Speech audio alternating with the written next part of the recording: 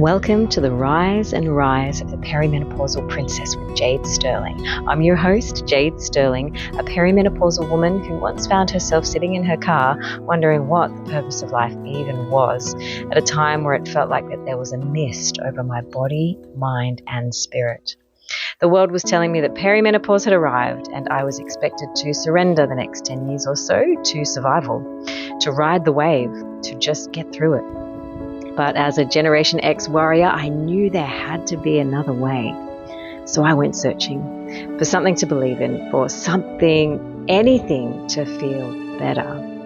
What I found was a compass, a map, and a process. Now I'm here to lead others out of the mist, out of the silence of the patriarchy, and into the highest level of personal power available to us.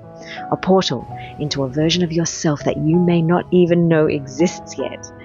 With my experience as a women's health nurse, coach, and almost 5 decades of life as a human being, I'm honored to be your guide on this journey. Be prepared to feel inspired, empowered, and reawakened as I guide you out of the mist and into the next most powerful chapter of your life. Join me as we explore the stories, secrets, and strategies to help you reclaim your power, purpose, and peace in perimenopause. Hello and welcome back to the Rise and Rise of the Perimenopausal Princess with Jade Sterling. I'm your host, Jade Sterling, and I have a question for you. How often are you telling the truth? Like, really telling the truth, and not just to the people around you in your lives that you interact with on a daily basis, but to yourself. This is what we are looking at this week, where we're looking about how to align our actions with our thoughts and our feelings to set us up for success and fulfillment in our lives on a day-to-day basis, but also overall when we're pulling the lens back and having a look at what legacy do we want to leave for ourselves at the end of our lives, when we're able to look back and see how we actually spent the time and our energy and the moments.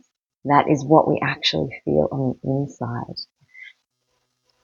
So implementation is step 6 of the positive energy circuit.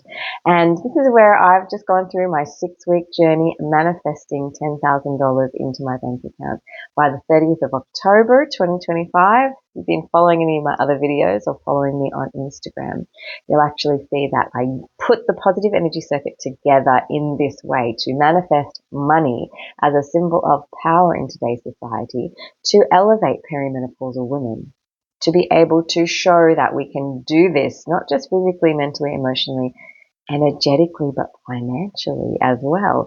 And look, you'll have to go and check out my Instagram to actually find the piece by piece documentation of how it all unraveled for me. But I'll tell you how it worked out at the end of the video. But this is coming into full circle with the whole positive energy circuit. In step 6 is implementation, where we actually take action. So we spend the first 5 steps of the positive energy circuit getting to know our thoughts, understanding how our thoughts actually create our feelings, and how our feelings then tell our body what to do. So really, if you can just learn to be aware of your thoughts, to choose them consciously, and then to not be afraid to feel your feelings fully, that's all you need to know in life, if you ask me. Like, that is the purpose of life and the purpose of being human, and the way that we can elevate ourselves to evolve into, and how I'm starting to not say a better version of yourself, because it's not to say that the version that came before wasn't any good, but a better version actually just means a stronger version, a more evolved version, a more aware version, a more conscious version. And a more conscious version of ourselves is someone who is more content, more at peace, who has hope and anticipation for what's going to come next, instead of anticipation for anxiety or anticipating that something less fulfilling is going to come around the corner, or looking for the things that might actually bring us down. And knowing that the things that come that bring us down are actually here to lift us up. So how can we now take everything that we've learned and put it into action. Once you have a particular goal, like what do you do? So in my case, I actually took 5 weeks to get into alignment with my thoughts and realize that I was living in scarcity. I didn't feel like I had enough time, enough money, enough energy, enough resources, enough of a clue to know how to move forward and do what I wanted to do with my life. And that in itself is the foundation for creating a lack of abundance. So once I tuned into my thoughts and realized that is what was happening, and I was really conscious of my thoughts, writing them down a lot, listening to what was going on in my head, putting together meditation, putting together musical playlists and things that would feed my brain something different. If I had been brainwashed to think a certain way by culture or my family or the world around me or the thoughts that I'd been thinking on repeat without realizing that I was actually building up roads in my brain to get to a destination that I didn't actually want to go to. If I could have been brainwashed in that way, could it be possible that I could brainwash myself in another way? Because right now I'm surrounded by colleagues and coaches and mentors who are doing it different. They're actually doing what I'm doing right now and sitting in offices or studios around the world and being able to reach and help people from all walks of life and then be able to support their families to do so. So if someone else is being brainwashed to be able to provide that for other people, themselves and their families, why couldn't I be that person too? Why not me? And this is what I really encourage all of my clients when they say, oh, well, that's just not the path for me. I've had that thought so many times in my life. It's ridiculous. And I've proven myself wrong every time. Not necessarily trying to prove myself wrong, but when I realized that if I didn't have any options, then I was stuck. And then what's left?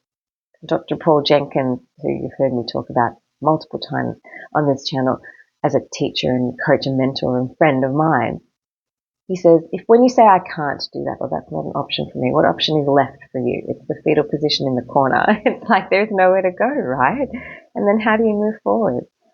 So there are times in my life where I think when I had my baby and I was watching, I cringe to say this now, the hippie mums carrying their babies and breastfeeding their babies on demand and co-sleeping with their babies and not going back to work. I have absolutely no judgment previously about those mums, but my brain was telling me that's not the kind of mum that you are. You will be pushing your baby in a pram. Your baby will be sleeping in a cot or a bassinet, may or may not be in the room with you. You'll be going back to work straight away. I did know I wanted to breastfeed those. That was one thing that I thought, yep, that's something that I want to do. And when my babies came along, I was the biggest hippie parent that you could possibly imagine. And I just really learned what attachment parenting actually is, why there is a science behind it, why it actually fosters and encourages a connection between the mother and the baby and the family. And I became a baby wearing, co-sleeping, breastfeeding on demand mum who quit her job so she didn't have to go back to work. I completely surprised myself in that respect, thinking that, oh my goodness, this is just not who I thought that I was, but this is who I am. Remembering that none of your circumstances are actually who you are. They're just the choices that you make at the time, and you can drop them at any moment and choose a whole other identity. It's all optional because all your actions come from your feelings that come from your thoughts, and all of your thoughts are 100% optional. 100%. Some of them we want to keep. Of course, they define our ethics, our morals, our values.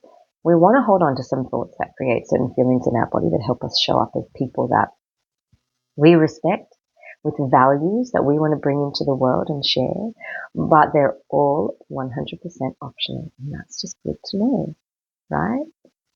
Another time that I became a person that I was completely shocked that I ended up turning up to be was during COVID.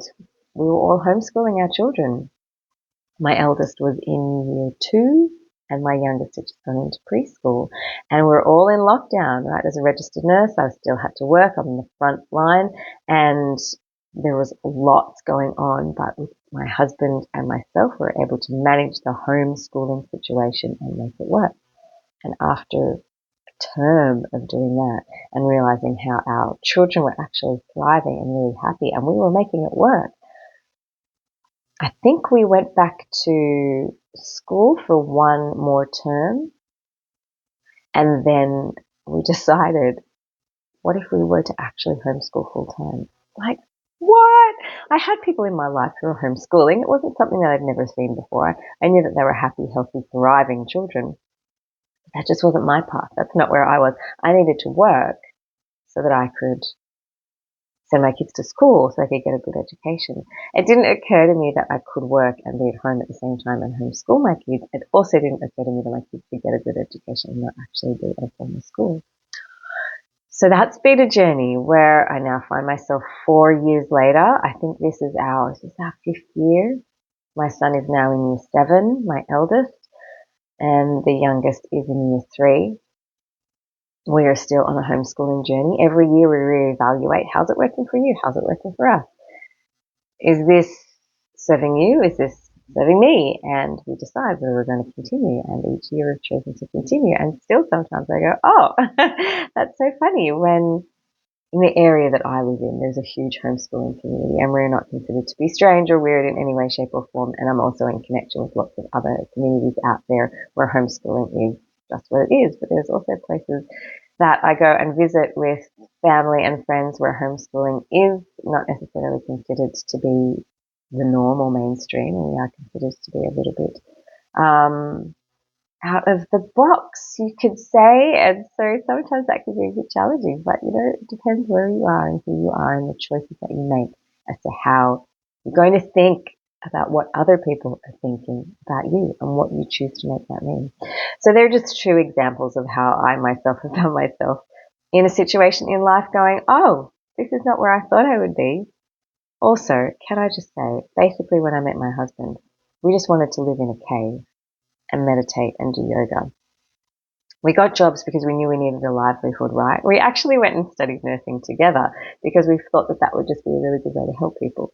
And then we could pick and choose because there is so much need for nurses out there, isn't there? But as life turned out, I'm now running an online business.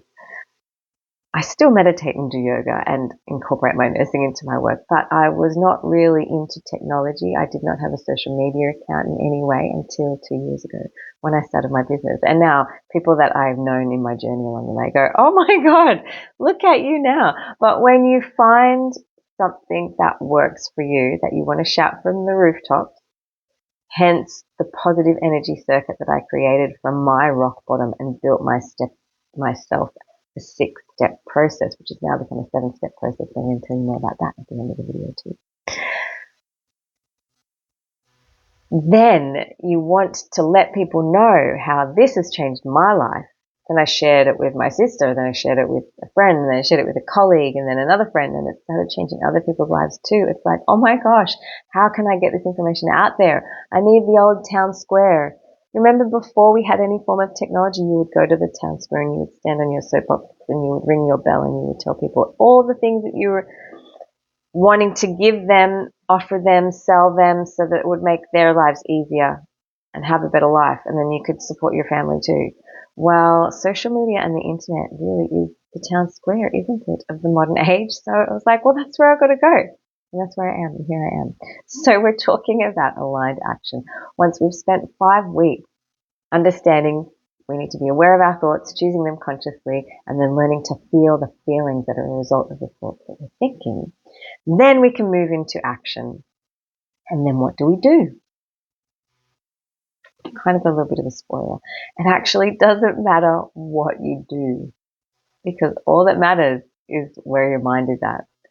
It's so funny. I remember being in a naturopathy class. So when I was transitioning from my work as a performing artist to what am I going to do now? I just want to meditate, do yoga and help look after people because my body becomes so depleted. And I thought, well, we can't function without bodies. So I started to go into natural therapies and natural medicine, which I did for a while. I studied naturopathy. This was all on my road to landing in nursing, where now I incorporate everything that I have learned along the way into the work that I do now here for perimenopausal women. And I remember being in that naturopathy class and the lecturer was saying, it doesn't matter what you do. What matters is what you're thinking about it. And I remember thinking that was rubbish. And I remember going home and saying to my husband, who wasn't my husband at the time, we just met, we were just dating at the time, and I was like, it doesn't matter what you do. Well, of course it matters what you do. It matters if you're putting pollutants into the earth. It matters if you're eating poisons. It matters if you're speaking poison. It matters if you're not being faithful or honest or loyal. And I remember him saying to me, but if you're aware of where your mind is at, firstly, you'll be vibrating at a completely different level. And will you actually engage in any of those things in a way that is harmful? And second of all, if your mind is coming from the right place, then it doesn't matter what you do, because the way that you show up is actually going to ripple out. Again, it's about vibration.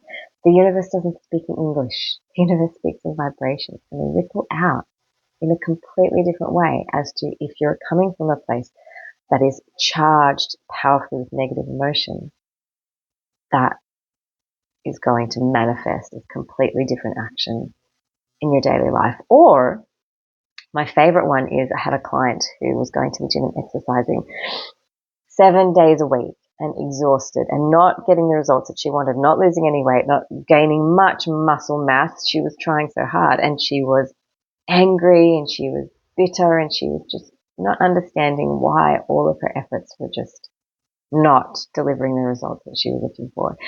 And I said to her, what thoughts do you have in your head when you're lifting the weight? Basically, they weren't very nice thoughts that she was having about herself.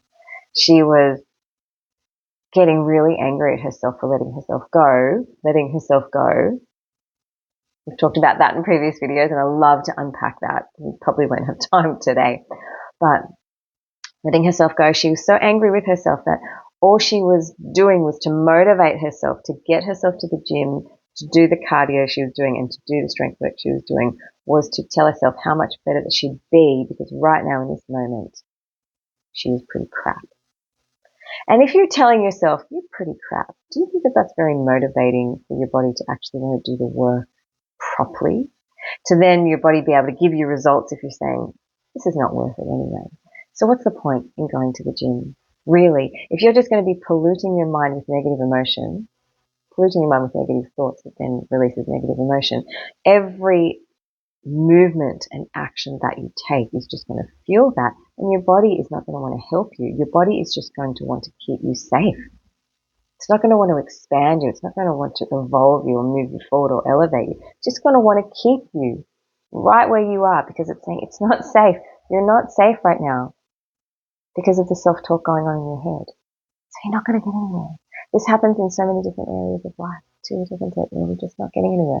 This is what was happening in my $10,000 experiment, where I was telling myself I don't have what I need. So the universe was like, okay, and my brain, I've talked about the reticular activating system before, that part of your brain that goes looking for whatever you're telling it. It's like, okay, we don't have what we need, so how can we stay safe if we just have to survive? This doesn't help us expand, open our perception, and then move forward in the action that then is supported by the thoughts and the feelings that we're having to help us feel better, look better if that's what we're after, get better results. Once I worked with this particular client about what was happening in her mind, she started going to the gym only 4 days a week, fueling herself with positive emotion, and she absolutely smashed her goals. It was so wild to see.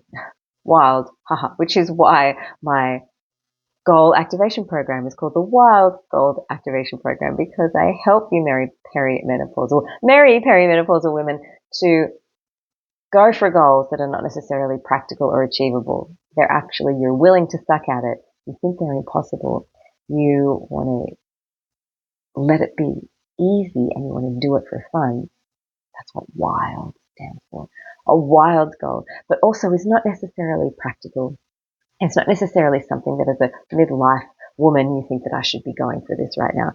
That is the point. We take our wild goals, we look at them, we get to know them, because sometimes we put them on the shelves for years and then we don't recognize them when we actually they start to come forward, and then they just present as anxiety. We just look at them and we go, hey, this is something you really wanted to achieve. Let's go. And we achieve them. That's the Wild Goal Activation Program. But the Positive Energy Circuit, which helps you get to the stage of implementation. What do you do now?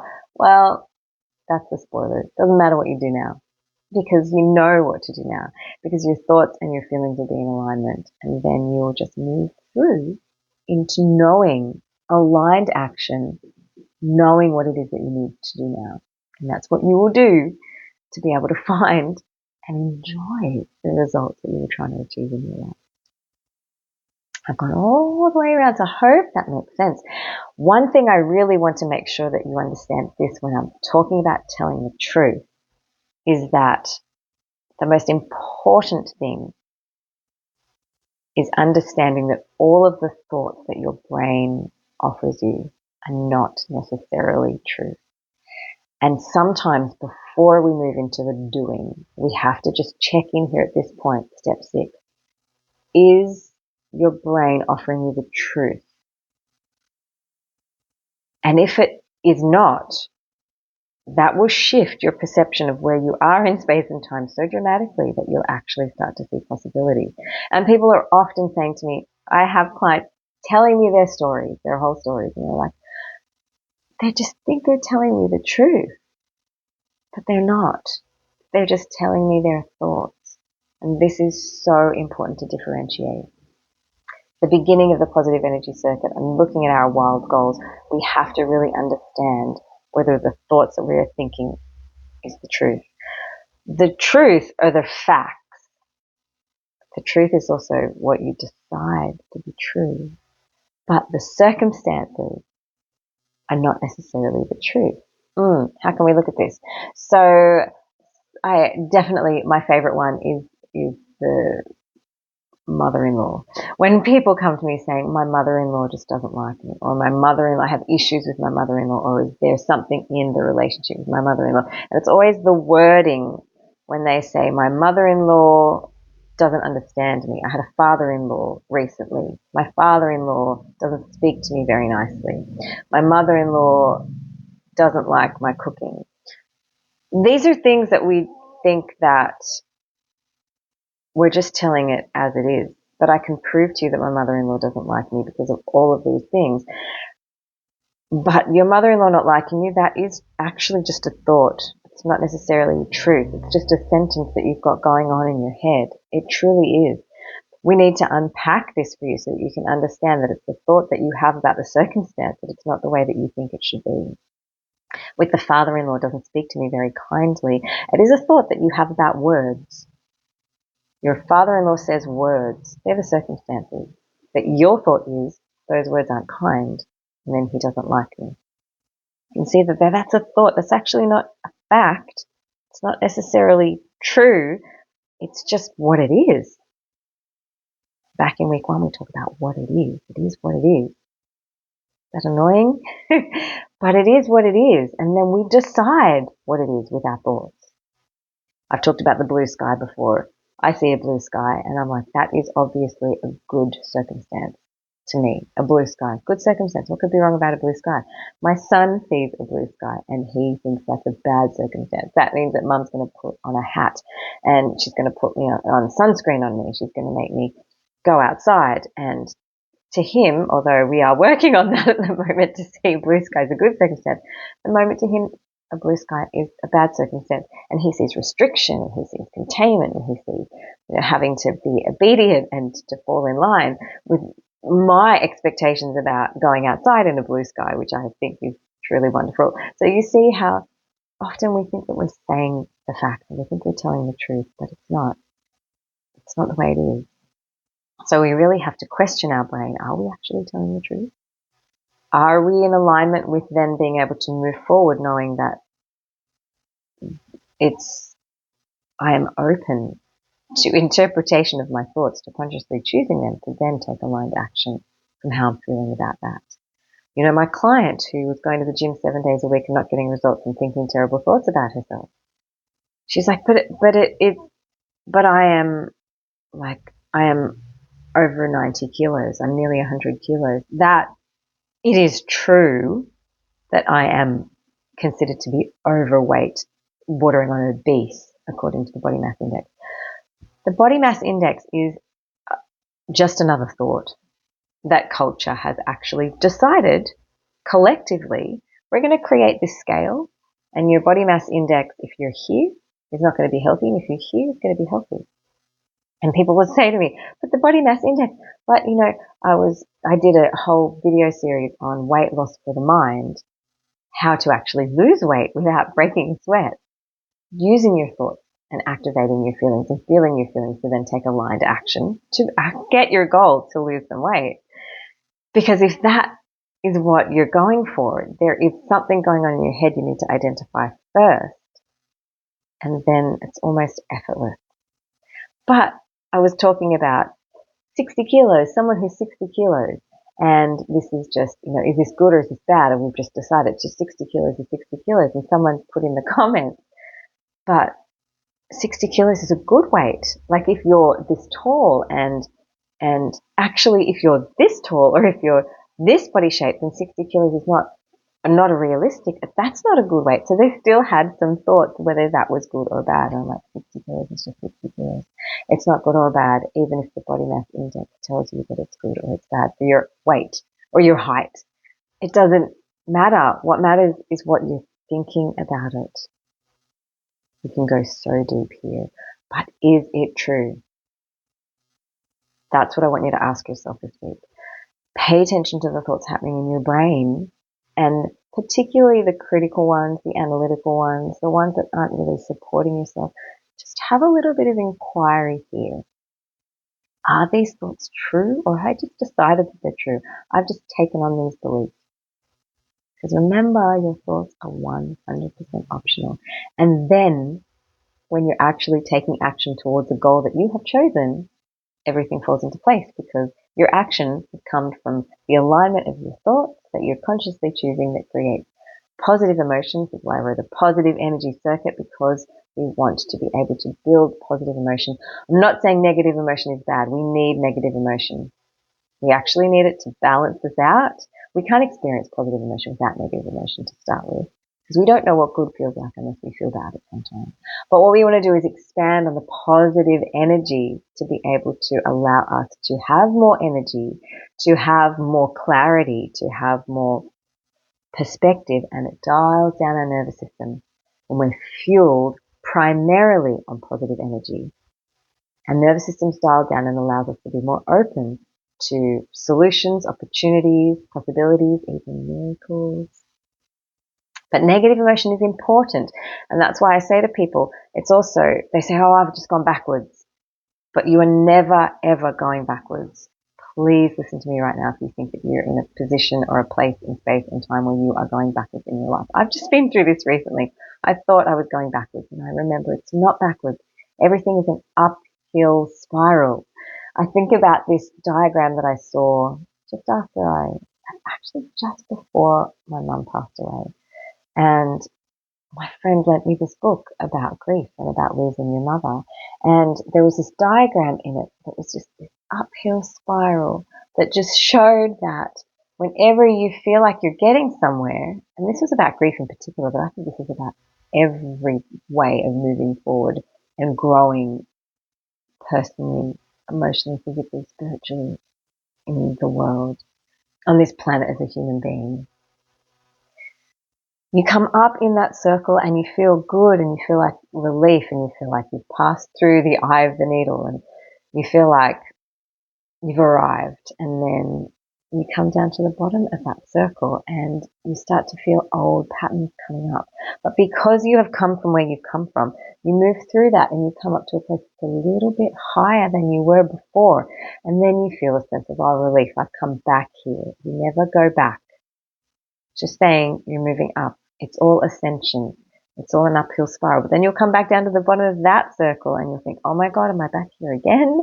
Like, haven't I learned this lesson already? But then from there, your nervous system has expanded to a space where it can actually then take you even further up to a place of peace and relief and clarity to then move forward. It's all ascension. It's all an uphill spiral. Take that. Put that into your life, put that into your brain and let yourself know that you're never going backwards, you're always moving forwards. It's all an uphill spiral and it's all ascension. So as the 6-week journey that I went on, I looked to make $10,000 in 1 month to support my family. And because I started at the end of a month and then I decided that I wanted to make it part of the positive energy circuit, it ended up extending out to 6 weeks, and I implemented every single week, every single step of the positive energy circuit, working towards my goal of having $10,000 in my bank account by the 30th of November. That was the other thing too. Sorry, the 30th of October. That was the other thing too. So things sort of shifted and changed in my mind during that time, but $10,000 remained the same. The direction and the clarity of what that was going to look like did change, and the time frame over 6 weeks. But on the 30th of October, it was time to look at my bank account. And do you want to know what happened? $10,000 flowed into my bank account through me from the time that I set my intention to the 30th of October 2025. It was actually $10,896.12, if I can remember correctly. I read that quite a number of times because my brain was really catching up with the fact that I'd actually achieved my goal. This was not taking into consideration my husband's wages or any money that he had brought in during that time. This was all money that flowed in through me. I wasn't working at the hospital. There was some income that came in from there from prior to setting my goal, but that flowed into my bank account. That I didn't have any clients during that time because my job was to hold the energy. I've actually just been working and taking a bit of sabbatical over the last 6 weeks to hold my energy, train my aura. If you go back to some of the other videos, you'll see how I've been really working on keeping the frequency and being able to hold the abundance. Even when the bank account said no, my energy was still saying yes. And the fact that I was able to still achieve my goal, I now feel powered up, fired up, and ready to go out and elevate as many women with this as possible, because I know it works and I know it's been working. It's been working. I've been working with people for the last few years with this particular program, but I've changed it. I've tweaked it.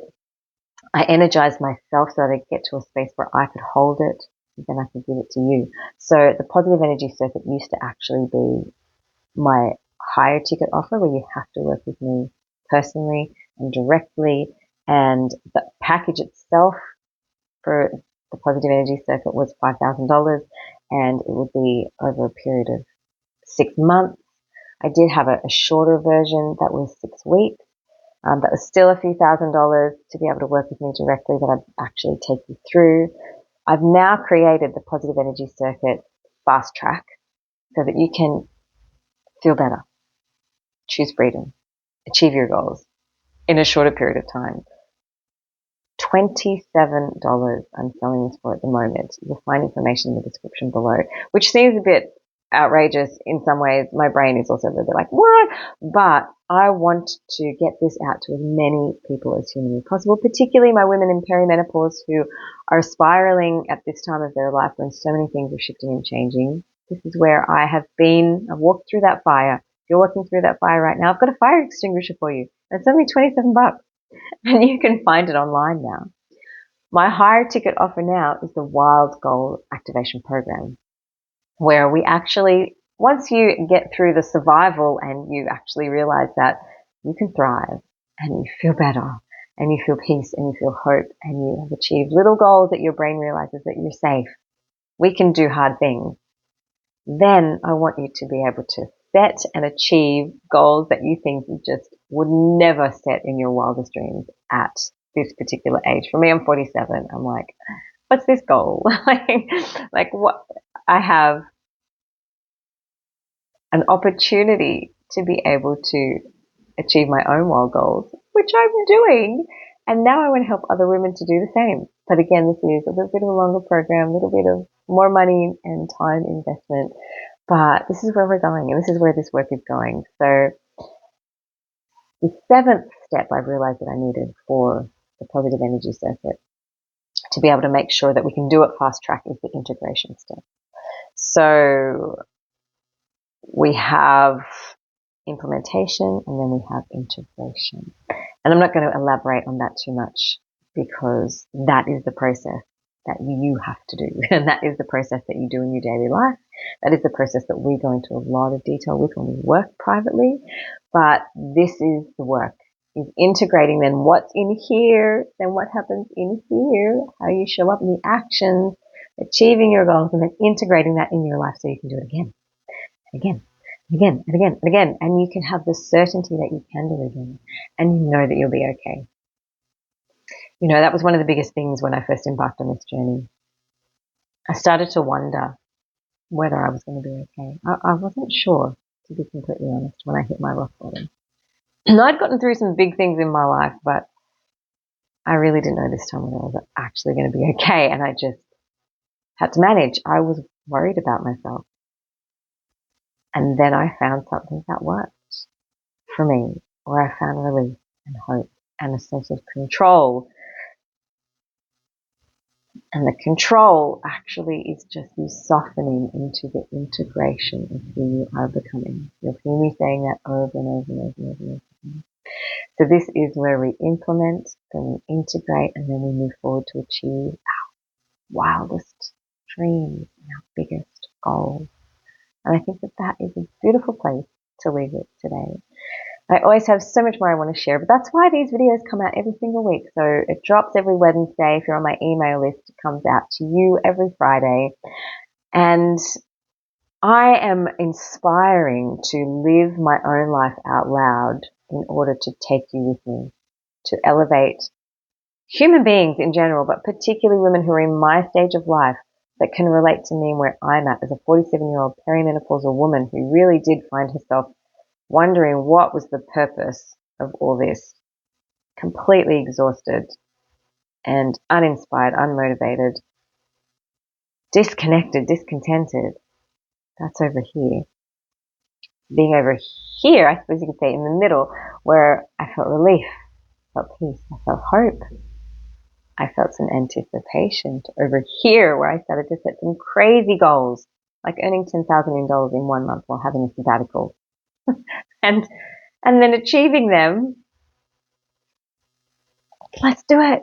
Let's do it together. Come with me. You can connect with me through any of the links in the description below. Have a beautiful day. Remember to own your path and create your peace.